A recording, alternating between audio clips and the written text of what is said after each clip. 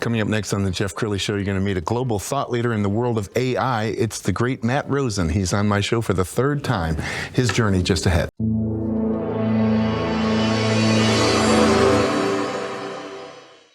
Many are predicting that the worst is yet to come, which is unfortunate, said one person here.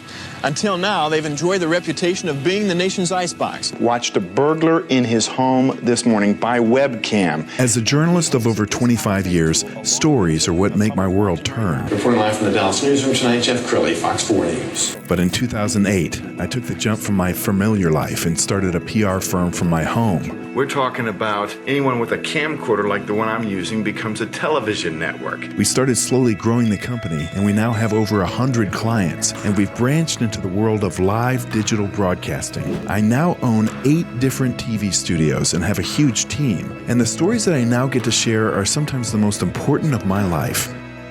Life has a funny way of coming around full circle. This is the Jeff Crilley Show.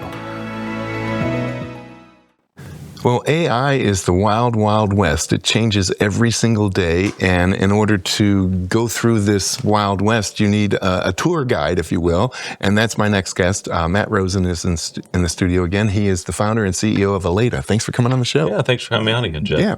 Well, we first met during the height of COVID, and we did some work with you during COVID and got you some news attention, but your business has changed tremendously in the last 6 years. Absolutely. I mean, we have our roots as a custom development firm. We're big in the digital consulting, which was huge. And now that narrative and what we do is totally pivot over to AI and data and helping companies really adopt AI from an enterprise level, integrating to all their systems and documents and really helping them unlock the knowledge they have internally.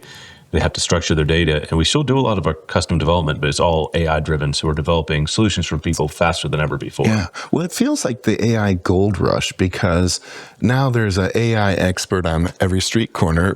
You've had a chance to meet some of these people. Tell us what makes Allata different. Sure. You know, every consulting firm, every software firm now has AI. In fact, businesses that don't even do AI say they do AI. It's kind of like the e-commerce days when I started in this business. Everything had an E in front of it, little E, and or a .com behind it, and yes, with billions of dollars. So the way we've had to differentiate ourselves is really by it's in the proof. So we decided that back in 2022 when ChatGPT launched, that we were going to have to stay ahead of everybody else. And so we thought, hey, if we're going to be great at AI, we got to do it for ourselves first. Yes. And so, we looked across, like, what are the biggest inefficiencies and pain points? And we ended up building some AI tooling out to really help with our employee review process. Our mantra is family first, clients are king. We take great care of our people. So as part of that, taking great care of our people is reviewing them, annually. And we have a very complex Excel workbook that shows what we expect of you at each level. We gather 360-degree feedback, and then we create a word narrative. And that was taking anywhere from 8 to 10 hours.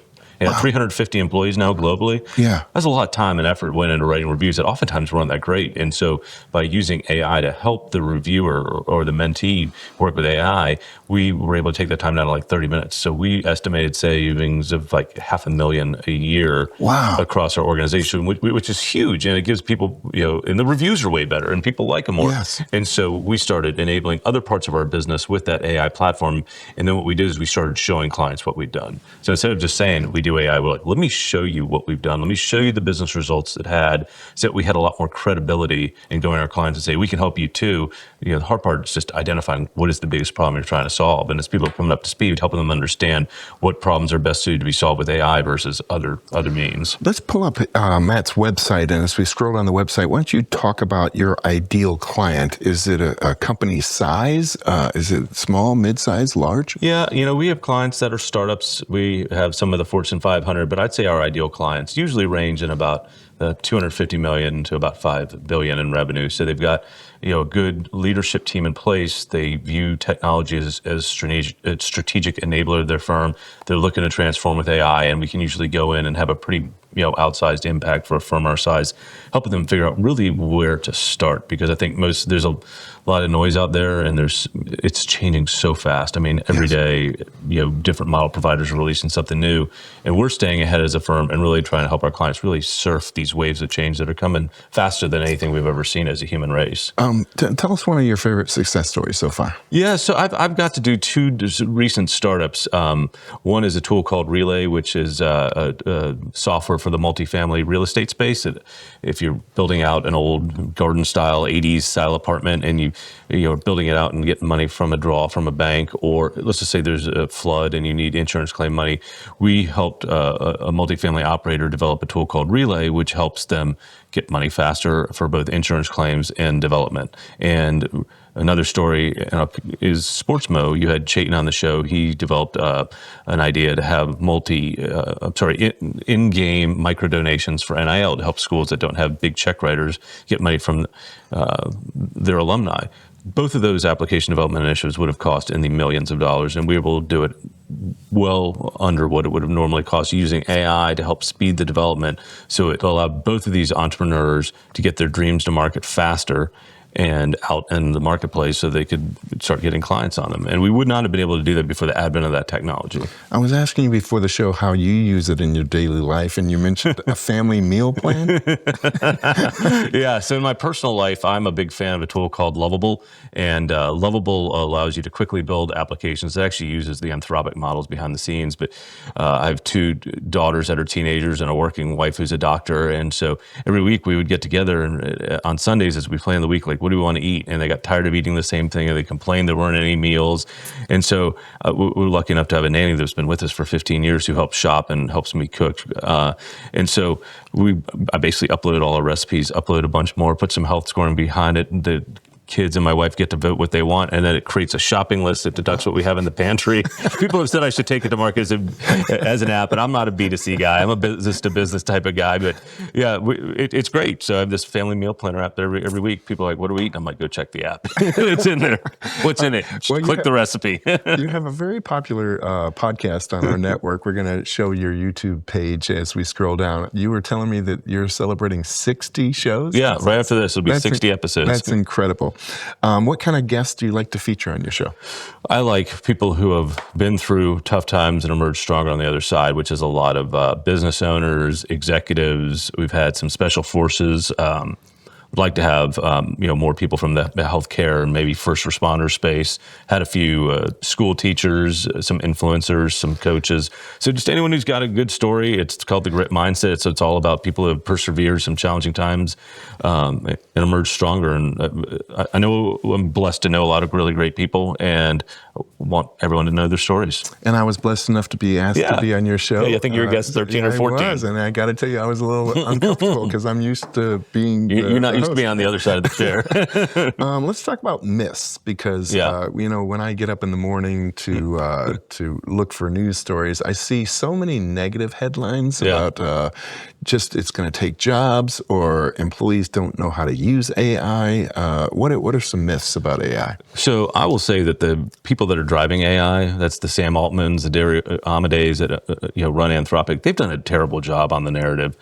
They talk negatively so much about it without a solution of like, what's the good AI is going to bring? I mean, if you think about some of the good things that are going to happen, I mean, AI is going to revolutionize healthcare. It should eradicate a lot of diseases. Self-driving cars should keep the roadways safer.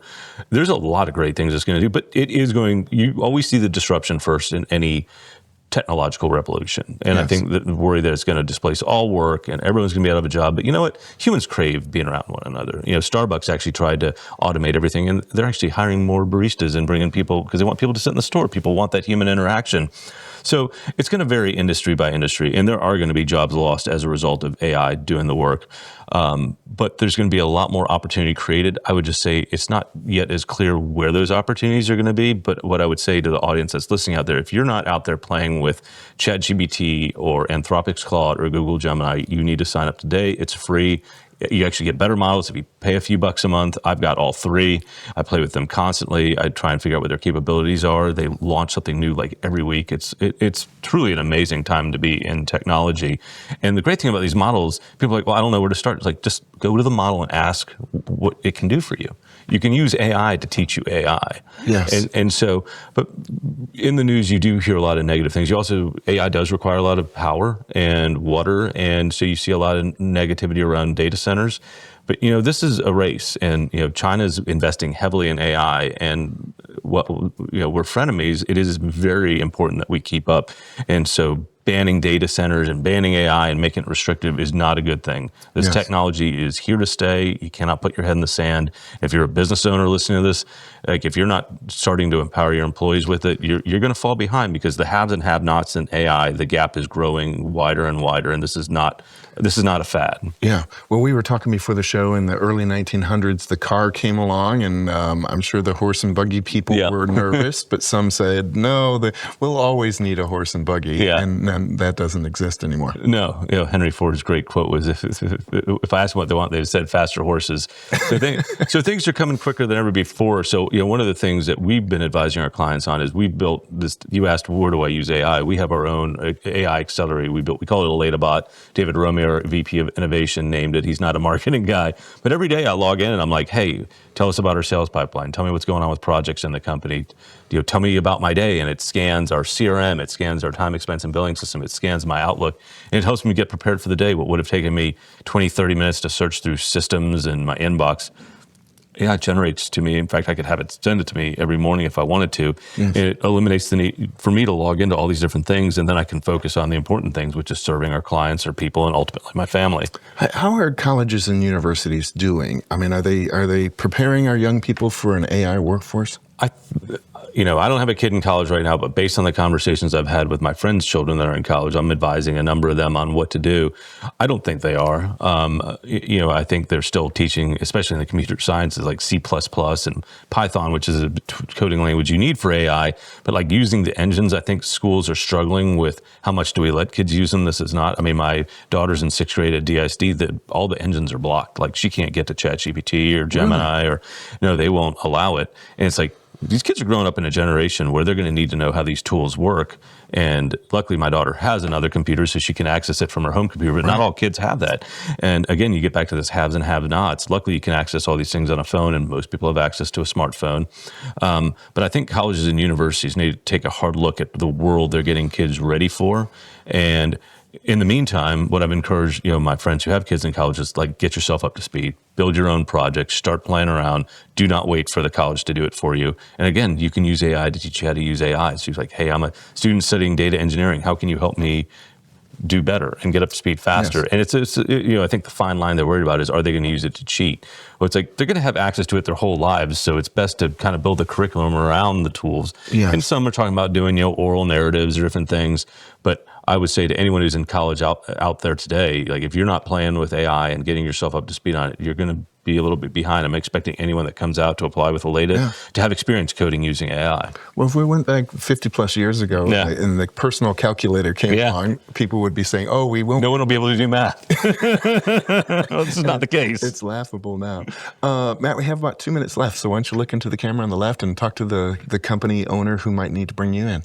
Yeah, so if you're out there and you've been playing with Copilot or ChatGPT Enterprise or Anthropic and you're less than thrilled with the results, the tools, they don't have the true enterprise context for the most part. And ultimately, you're uploading your data, your documents, you should secure things into a world that is still being defined as we go. And so at Allata, what we do is really help companies enable with a platform of their own, hooks to the latest and greatest models. It provides all the same capabilities, but the data stays safe, secure in your environment.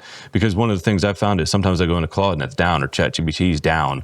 But there's Gemini. But if you've entirely hooked your business to one of those tools and one goes down, you're putting yourself at a little bit of risk. So I like taking destiny into your own hands. And so we're enabling companies to do that. It very much reminds me of the browser wars of when I got started in this business.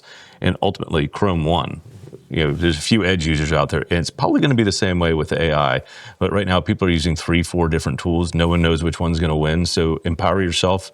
Either build your own tooling, hire someone like us, buy a software out there that allows you to hook to multiple models, multiple providers, because nobody knows who's going to win this race. And it's going to be a really interesting one to watch. I'm excited to be in technology today, and if you're not embracing this wave of change, it's time to get on board. Matt, thank you for sharing your heart and your wisdom with us. We're going to end with his website, which again is allata.com. The great Matt Rosen. Thanks for coming back. Thanks for having me on, Jeff. Always great to be here. That's it for now. We'll see you next time. Thanks.